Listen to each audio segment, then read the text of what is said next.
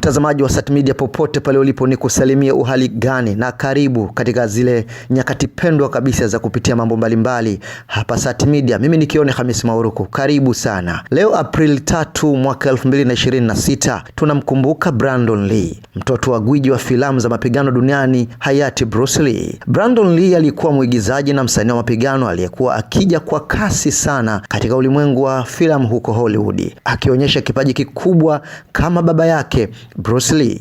Lakini kwa masikitiko makubwa maisha yake yalikatika ghafla mwaka 1993 baada ya kupata ajali mbaya wakati wa kurekodi filamu ya The Crow. Brandon Lee alifariki dunia akiwa na umri wa miaka 28 tu, kitu kilichoshtua ulimwengu mzima wa filamu na kuacha majonzi makubwa kwa mashabiki wake pamoja na familia yake. Na leo Aprili 3 ni siku ya kumbukumbu ya mazishi yake, ambapo alizikwa kwa heshima kubwa karibu na kaburi la baba yake Bruce Lee.